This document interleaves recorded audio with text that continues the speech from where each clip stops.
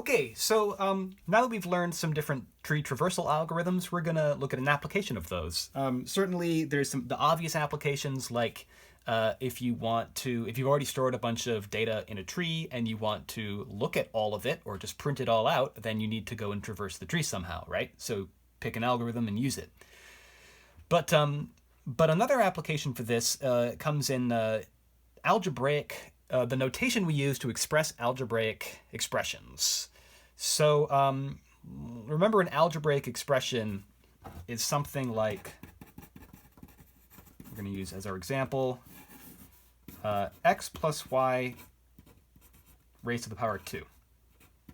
That's an example of an algebraic expression, right? We work with these in calculus class, pre-calculus class, all kinds of classes. This is just a string, right? Let's view this from the perspective of a computer scientist. This is a string of characters that you have typed into your computer. And actually, in between the parentheses and the like power 2, you would have to hit another key, which would be the like some sort of exponentiation button, right? So for exponentiation, we're going to use this symbol, up arrow. That symbol is used for various other things, but at the moment, we're going to use it for exponentiation.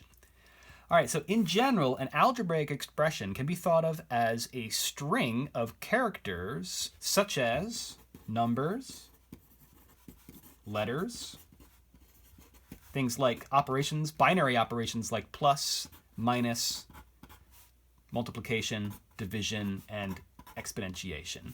And then parentheses, one way or the other. Okay. So here's our string. We can represent this string of characters, or this algebraic expression, we can represent this with a tree. So let's look at a tree representation. The way you think about this is the same way that you think about composition of functions.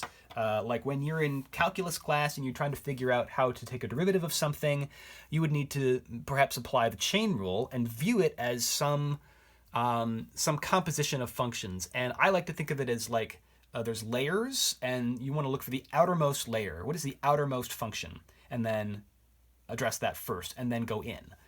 So here, when we're doing x plus y, that whole quantity squared, the outermost function in the composition, like the last operation, is the squaring, right? It's the exponentiation. So the very first thing we're gonna put in our tree is that exponentiation, and that exponentiation is a binary operation with two components, right? It's the base and the power. So we're gonna put the base over here and the power over here. So the base is actually x plus y, right? So now, instead of writing x plus y in here, I want to put a single character in each of these nodes. And this number over here is the result of addition. So I'm going to put plus here. And addition is a binary operation which has two terms. And the two terms are my variables x and y. So this tree now represents this is like the sum of x and y, and then we come back here, and the other number in this exponentiation operation is 2. So this right here is the tree diagram. You can read this as an exponential expression with base, which is a sum of x and y, and the power is 2. So this is like each operation is a node with two children, left and right, and the left and right children are the numbers that are being involved in that binary operation. But then that idea can be sort of stacked recursively so that you can then stick operations into the input for another operation, right? And you sort of build this tree in this manner. So now that we've built that tree to represent this algebraic expression, then we can traverse this tree using the different algorithms we've gone over. So we're going to do an in-order traversal, a pre-order traversal, and a post-order traversal. And I'm doing them in that order on purpose.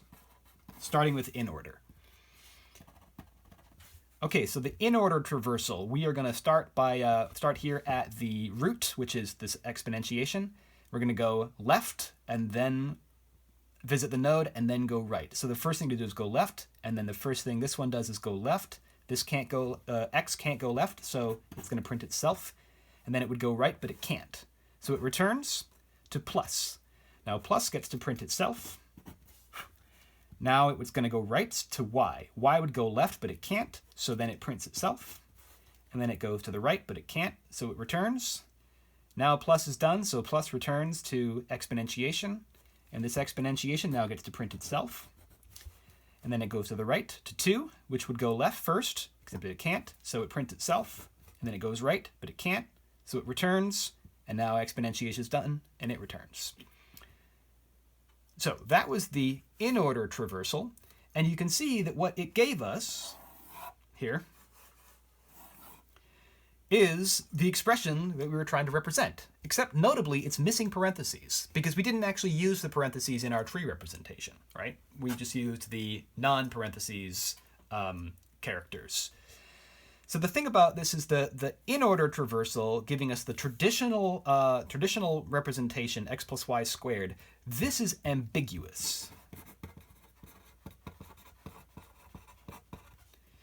And it requires parentheses in order to become not ambiguous. So I'm going to insert those parentheses where they need to be. So this one requires parentheses right there. What we've got here is called the infix form. And it's the traditional one, okay, what we're used to. But now let's try traversing our tree with a different algorithm. Let's do the preorder. So preorder, remember, means we're going to print the node first and then go left and then go right. So starting at the root, the first thing we'll print is the exponentiation operation. So exponentiation. Now we're going to go left. Now we'll print the plus. Then plus will go left and print x, and then go right and print y. And then we'll come back up to exponentiation and go right and print 2.